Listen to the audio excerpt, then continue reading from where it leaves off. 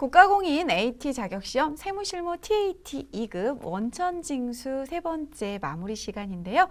이번 시간에는 저와 함께 연말정산으로서 마무리를 좀 해보도록 하겠습니다.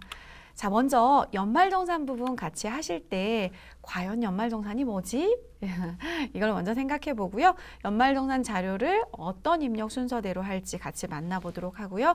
특히 부양가족의 소득과 세액공제 여부 판단을 할 때 참고해야 되는 연령요건, 나이요건과 소득요건 조건들이 있어요. 그게 기본공제 대상자 인적공제 150만 원 받는 나이요건하고 소득금액 제한 요건을 둘 다 부합해야 하는 게 인적공제라면 이 부분에서는 연령 요건만 만족해도 돼, 소득 요건만 만족해도 돼, 둘 다 만족 안 해도 돼, 이런 것들이 있기 때문에 판단할 때 조금 헷갈리실 수 있어요. 요거 좀 보고 가실 거고, 실제로 이제 연말정산 하시면서 근로소득 원천징수 영수증이 어떻게 해서 작성이 되는지 방법적인 걸 살펴보시고 샘플 사례를 가지고 연말정산을 직접 한번 수행해 보도록 하겠습니다.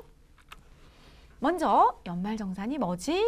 아마 지금 혹시 근로를 제공하고 계신 분들이라면 내가 근로자로서 연말정산을 많이 이제 경험해 보셨기 때문에 그게 어렵지는 않으실 거예요. 근데 사회초년생이거나 학생이신 분들은 연말정산이 조금 생소하게 느껴질 수도 있어요. 대한민국은요, 기업에게 근로자에게 급여를 줄 때 매월 지난 시간에 공부하신 것처럼 소득세를 징수하도록 의무를 이행하도록 했어요. 그래서 매년 저희가 매월 징수한 금액하고 1년에 한 번 정산한 금액하고를 비교해서 돌려주는 소득세, 더 징수하는 소득세들에 대한 작업들을 하게 되는데 이걸 바로 연말정산이라고 해요. 내용 살펴볼게요.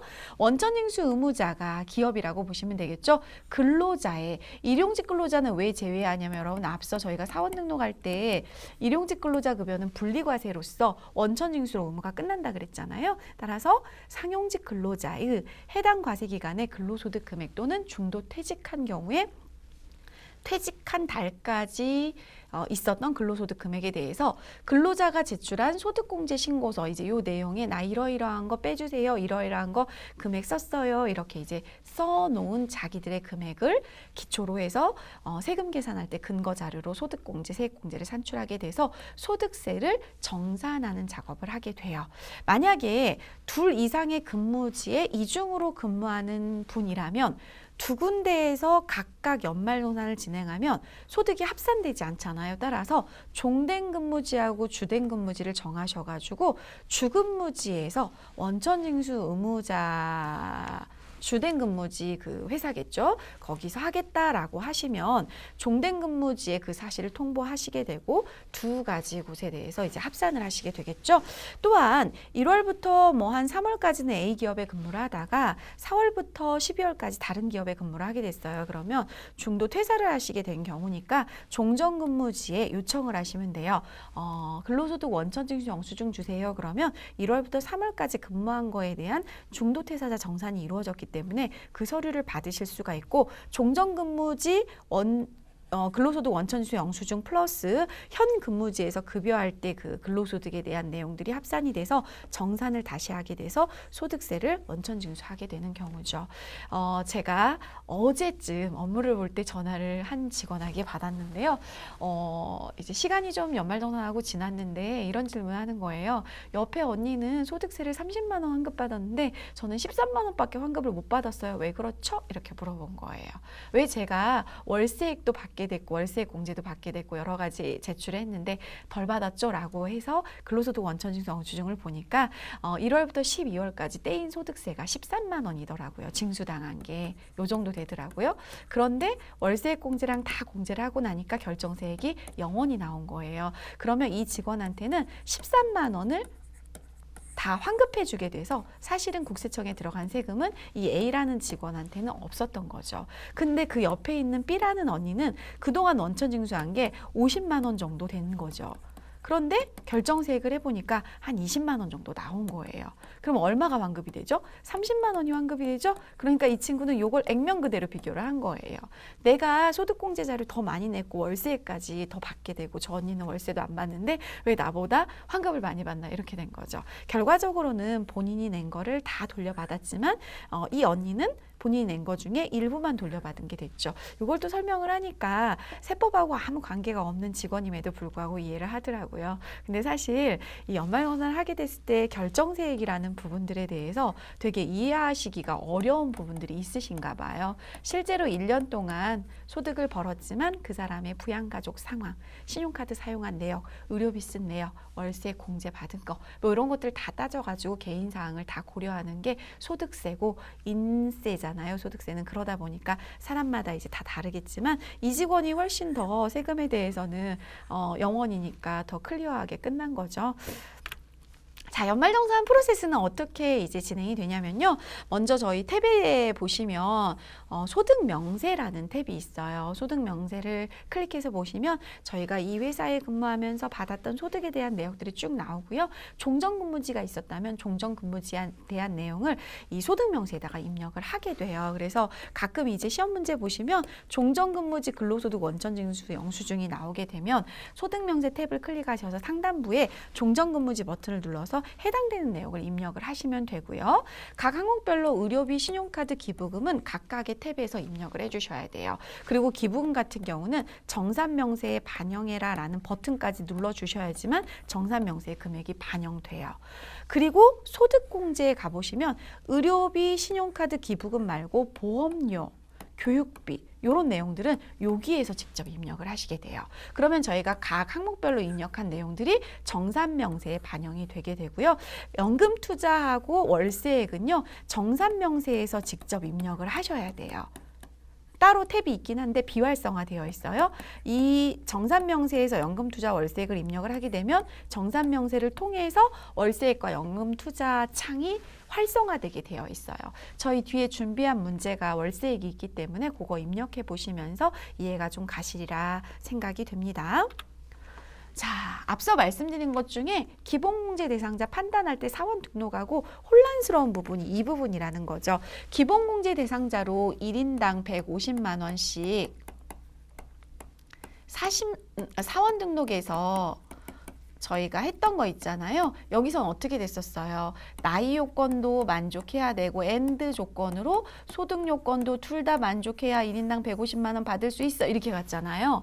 그런데 앞서 저희가 사원 등록에서 풀어봤던 직원 중에 자녀들이 나이가 많아서 둘 다 불호 체크된 자녀들이 있었죠. 근데 만약에 대학생이라고 가정을 해볼게요. 그 자녀가 연령이 20이 초과가 돼서 기본공제 150만 원은 받지 못했지만 대학교 등록금이 있는 거예요. 소득은 없고.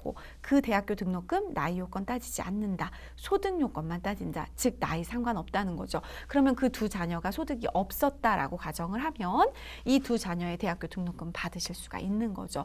그러함으로 저희가 사원 등록을 할 때 불호 입력을 자녀들을 해주셨었어야 돼요. 그래야 이 자료에서 끌려 들어와서 교육비 같은 걸 공제받을 수가 있게 되는 거죠. 이러한 맥락으로 보면 보험료가 가장 까다로워요. 보험료는 기본공제 대상자처럼 나이 요건, 엔드 소득 요건 둘 다 만족해야 돼 이렇게 되어 있고요. 기부금, 교육비, 신용카드는 누구만 만족하면 되냐면 소득 요건만 만족하면 돼요. 나이는 묻지 않겠다라는 거죠. 의료비는 이렇게 보시면 돼요. 아프니까 관대하다. 의료비는요, 연령 요건도 안 따지고요, 소득 요건도 안 따져요. 그래서 의료비에 대해서 세액공제 혜택 부분들이 있다면, 의료비 기본적인 혜택이 안 되는 성형수술이라든지 미용 목적이라든지 그런 거 아니면 연령 요건하고 소득 요건에 걸리지 않기 때문에 해주면 되겠죠. 주택자금은 본인 명의만 되고요. 연금저축도 본인 명의만 됩니다. 정치자금도 본인 명의만 됩니다. 자, 이 본인인 거 확인하시고요. 교육비는요, 직계 존속, 어머니, 아버님이 뒤늦게 이제 사이버 대학을 들어가셔가지고 열심히 열공을 하고 계세요. 근데 어머님, 아버님의 등록금은 교육비 공제를 받으실 수가 없고요. 형제 자매가 신용카드 사용한 거 역시도 공제 받을 수가 없습니다. 또한 이 비용을 언제 것만 됩니까? 라고 했을 때 근로기간 지출만 된다라고 하는 것들이 보험료, 교육비, 신용카드, 의료비, 주택자금이 있고요. 기부금하고 연금저축은 근로기간 아닌 것들도 가능하다라고 보시면 되겠죠. 자, 이렇게 보시고 이제 신용카드 관련돼서는요. 신용카드를 썼는데 다른 거하고 중복되는 혜택이 어떻게 됩니까? 라고 물어보시는 분들이 상당히 많으신데요. 모두 다 신용카드, 여기 이제 신용카드하고 현금영수증 같이 가면 되겠죠. 의료비는 관대예요. 의료비는요. 의료비를 신용카드로 결제했다 그러면 신용카드 공제도 되고 의료비 공제도 세액 공제도 가능하다. 아프니까 관대하다. 보장성 보험료는요. 보험료 세액 공제는 가능하지만 신용카드 세액 공제는 불가능해요. 자, 저희 아이들이 학원을 다니고 있는데요. 원래 학원 교육비는요. 취약전 아동의 학원 교육비는 가능하거든요. 교육비 공제가. 근데 학교 간 아이들의 학원 교육비는 공제가 불가능해요. 그러니까 학교 간 아이들은 교육비 공제가 불가능하기 때문에 신용카드 공제는 받을 수가 있어요. 그러면 학교 가기 전 아이들은 학원비를 교육비 세액 공제로 해줘요. 그런데 신용카드도 해줘요. 그렇죠? 자, 그리고 신용카드로 교복을 구입을 했어요. 교복 교육비도 교육비 세액 공제 가능하고요. 신용카드도 해줘요. 자, 기부금을 신용카드로 했어요. 기부금 세액 공제는 가능하지만 신용카드 세액 공제는 불가능해요. 여기서 이제 일상생활에서 가장 많이 접목되는 게 의료비 신용카드 결제 많이 하시는 것 같고요. 보장성 보험료 신용카드 결제 참 많이 하시고요. 학원비 결제 참 많이 하시죠. 그래서 중복되는 부분들 체크해 놓으시면 되겠습니다.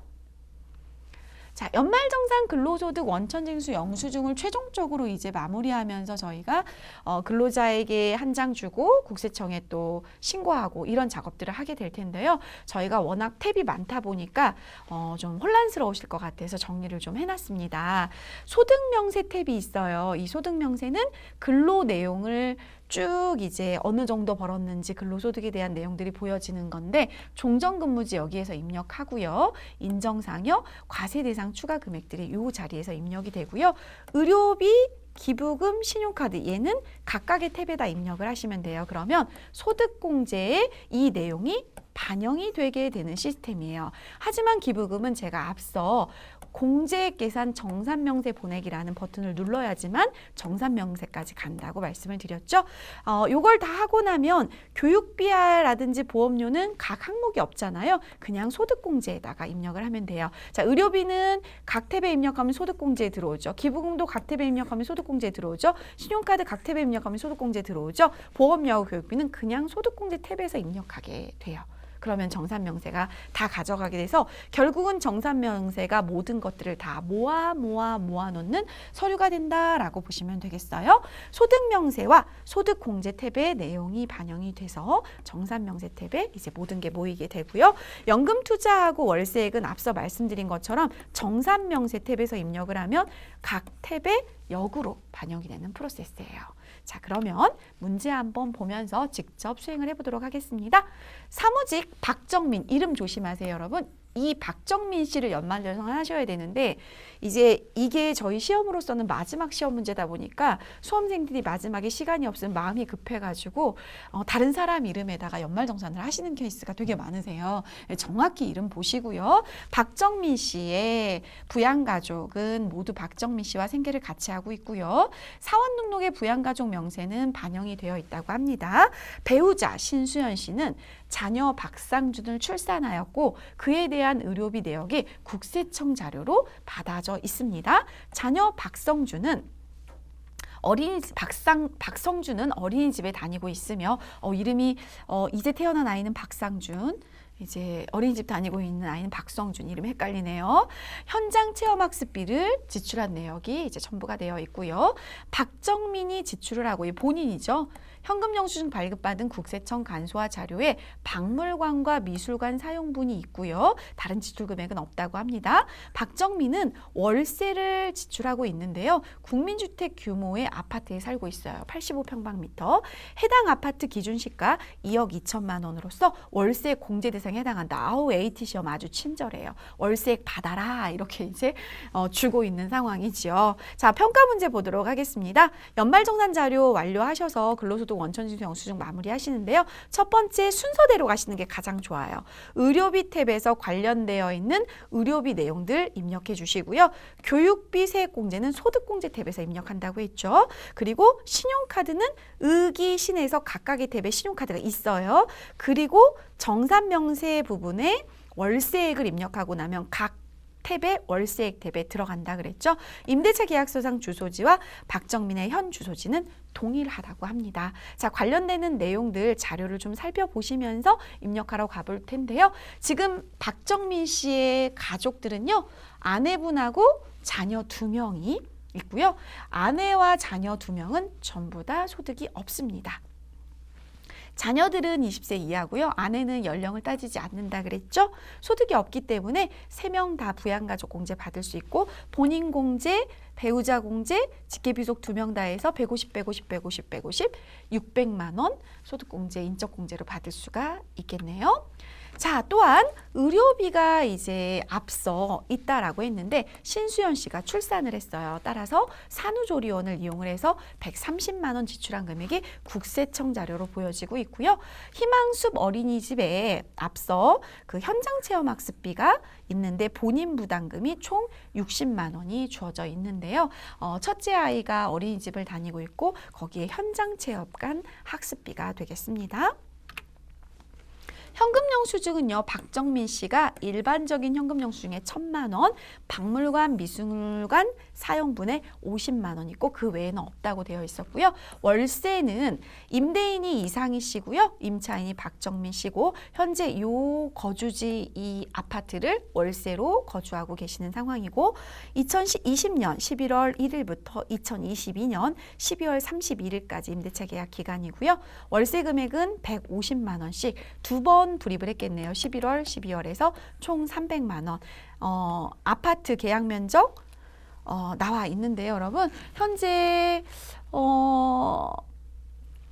저희가 그 계약 면적 나와 있는 부분하고 앞서 문제 잠깐만 볼게요, 여러분.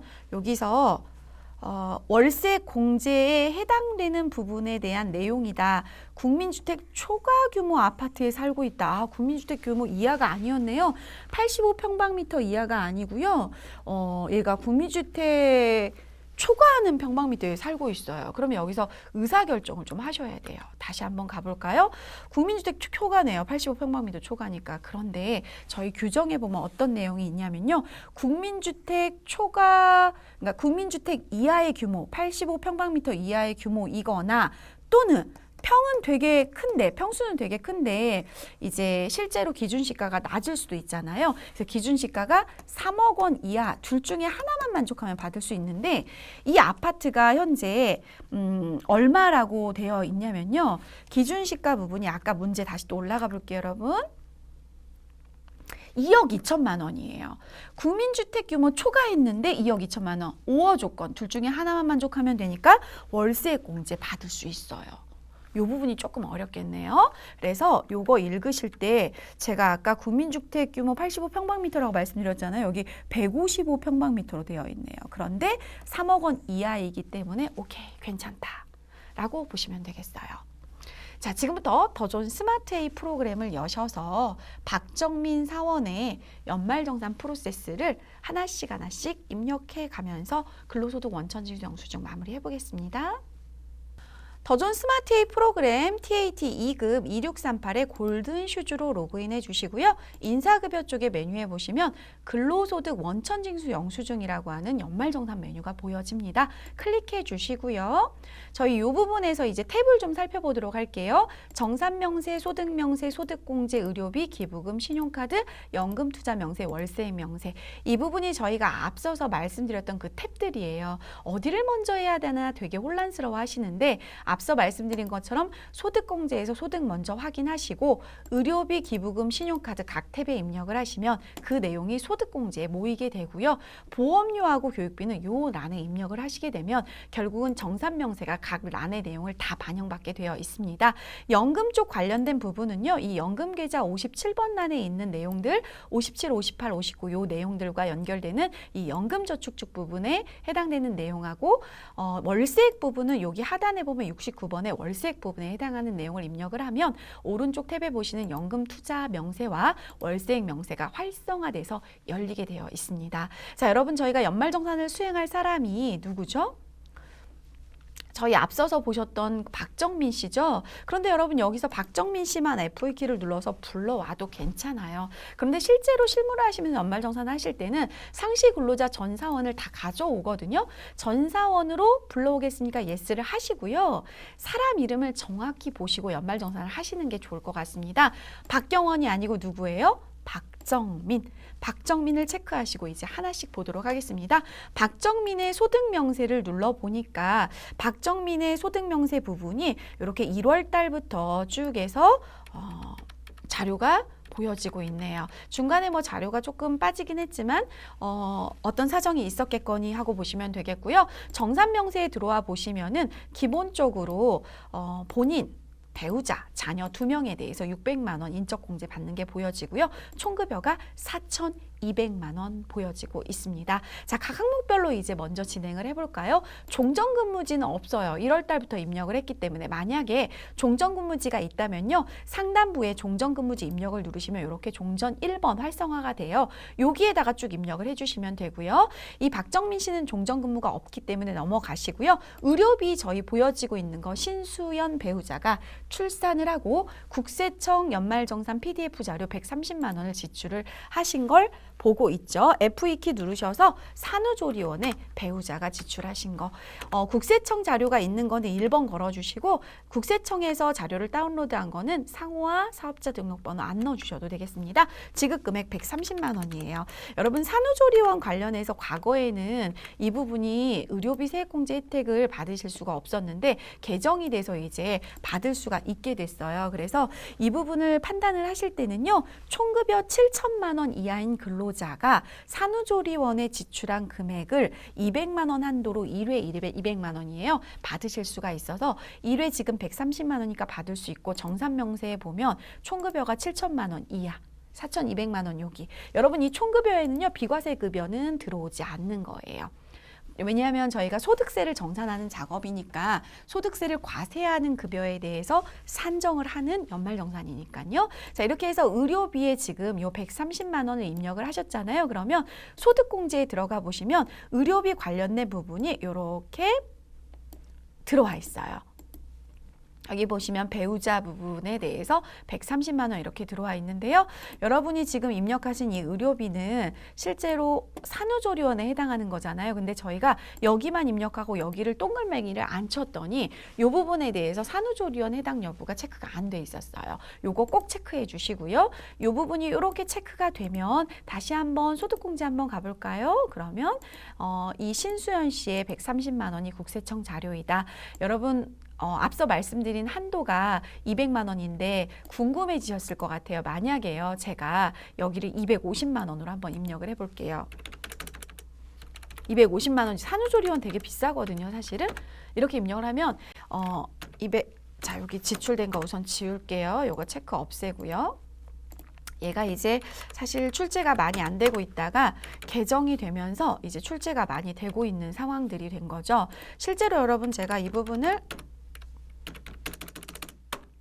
250으로 바꿨어요. 이렇게. 그러고 나서 이렇게 끌고 가서 이렇게 동그라미를 표시를 했어요.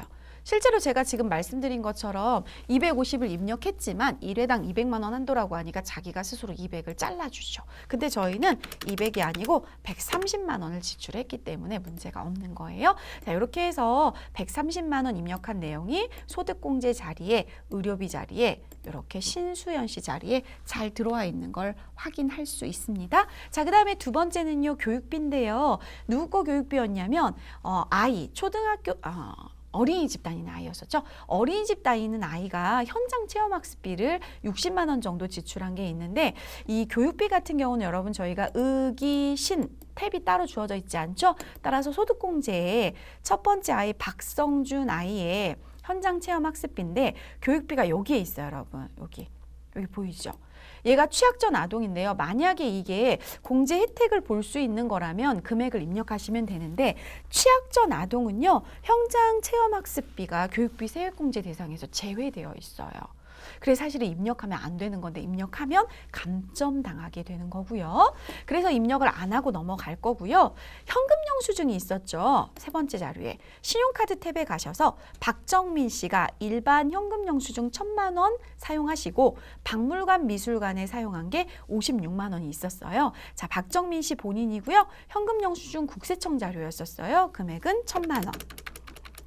입력해 주시고 도서, 공연, 박물관, 미술관 사용료에 현금 영수증 부분이 56만 원이 있었는데 여기서 잠깐 한번 상단부를 보고 가실게요. 여기 9번 동그라미에 보시면 총급여 7천만 원 이하인 자만 해당이 된다. 이렇게 나와 있어요. 근데 여러분 지금 박정민 씨 정산명세 보시면 총급이 얼마예요? 4,200만 원이죠. 문제가 없겠죠. 따라서 신용카드 부분도 1,000만 원에 56만 원을 입력을 마무리를 했어요. 그러면 의기신 신용카드 입력하면 소득공제에 신용카드의 본인 명의에 잘 들어와 있는지 확인해 볼게요. 여기 있죠.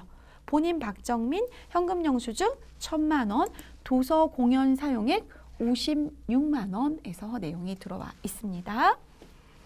그 다음 주어진 건 월세가 주어졌는데 여러분 월세액은 여기가 비활성화되어 있어요. 여기에 월세액을 넣고 싶어도 입력이 안 된단 말이죠. 따라서 정산명세에서 입력을 하게 된다.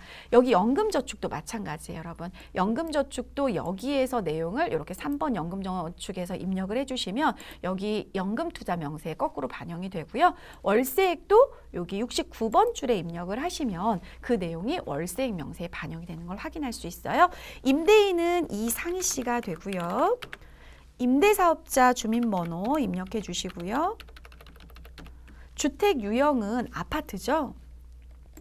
그리고 주택 계약 면적 155평방미터. 임대차 계약서 주소지는 현재 이 사람이 거주하고 있는 아파트예요. 서울특별시, 강남구, 강남대로, 경남 아너스빌, 백이동, 접엔 303호. 자, 계약 시작은 2020년 11월 1일에 하셨고요. 종료일은 2022년 12월 31일이고 월세액은 150만 원이 되겠습니다. 이렇게 해서 확인을 누르시면 여기 다시 한번 버튼 눌러볼게요, 여러분. 150만 원 입력을 했는데 이 150만 원이 월세액이 되는 거고 기간이 자동으로 해서 계산됐나라는 걸 생각을 한번 해보셔야 될 것 같아요. 여러분 월세 11월, 12월에 총 얼마? 300만 원 연간 지출했다 그랬죠? 그러면 그 300만 원 부분에 대해서 금액이 계산된 부분인데요. 지금 저희 세액공제 부분에 대해서 여기 내용을 조금만 살펴보시면 총급여 5,500만 원 이하인 자는 12% 이렇게 나오고 있어요. 그래서 여러분께서 지금 이렇게 월세액을 입력을 하고 나면 궁금하신 게 있으셔야 돼요. 여기에 150만 원을 넣는 게 맞나? 월세는 150만 원인데 저희는 지출을 얼마 했어요? 300만 원 했잖아요. 300만 원이 자기가 알아서 스스로 계산이 되나라는 게 궁금하죠. 그러면 여러분 12%를 제가 계산을 하잖아요. 그럼 얼마가 나와야 되냐면 36만 원이 나와야 돼요. 그런데 어떻게 계산된 거예요? 150만 원에 계산이 된 거죠. 따라서 이 부분은 제가 이번에 연말정산할 때 질문을 상당히 많이 받았어요. 월세액은 이 기간 동안 지출한 총액을 입력하시는 거예요. 따라서 300만 원.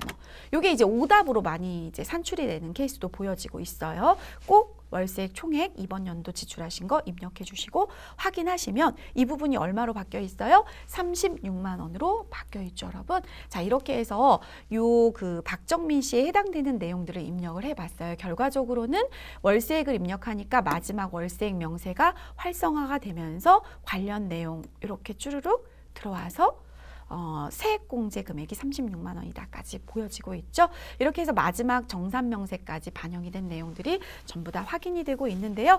여기 항목별로 저희가 한 거 1번부터 잠깐 보시면 의료비 130만 원 입력하셨고요. 그리고 교육비는 입력을 안 했고요. 현금영수증 신용카드는 소득공제 쪽이라서 왼쪽 화면에 보시면 이렇게 신용카드 부분 1,000만 원과 56만 원 들어와 있고요. 그리고 월세액 부분 36만 원 들어와 있는 걸 확인하실 수가 있습니다. 되겠습니다. 자, 요거 체크하시고요. 완료 버튼을 눌러주시고 안 눌러주시고 상관은 없는데 완료를 꼭 해야 되나요? 라고 물어보시는 분들이 좀 많으세요. 그래서 체크된 사원을 완료하겠습니까? 이렇게 완료를 혹시 누르시게 되면 뭐 수정할 일은 별로 없으니까 좋겠죠. 그래서 이게 완료가 되고 안 되고는 상관은 없는데 이제 여러분이 조금 내가 입력했는데 왜 자료가 점수가 이렇게 나왔지? 이런 의문들을 가지시는 경우가 있어서 제가 완료 버튼을 한번 눌러봤습니다. 이렇게 눌러서 마무리까지 해주시면 이제 내용이 끝나게 되고 실제 기출문제를 셋업하시면 이 백데이터 상단 부분에 답안 수록이라는 버튼이 있어서 이론 문제 15문제를 쭉 15개 체크하시고 USB에 저장을 하시면 이 백데이터들이 감독관한테 이제 보관이 되게 되고 USB 제출하시고 나면 시험장을 나오게 되면 이 시험 문제가 모두 다 끝나게 되는 마지막 문제가 되겠습니다. 자, 이렇게 해서 연말정산까지 마무리 입력 끝냈습니다. 연말정산 자료 입력 잘 마무리하셨나요? 자, 저희 수행 팁을 통해서 정리 한번 해보도록 하겠습니다. 연말정산은 근로자가 제출한 소득공제 신고서를 보고 부담해야 될 세금을 확정 짓는 제도가 바로 연말정산 제도이고요. 둘리상의 근무지가 있는 경우는 주된 근무지하고 종된 근무지 부분들을 합산해서 연말정산을 하시게 되고요. 만약에 재취업을 하신 분들이라면 종전 근무지 자료와 현 근무지 자료를 합산해서 연말정산을 진행하게 됩니다. 연말정산 자료 입력 프로세스는요.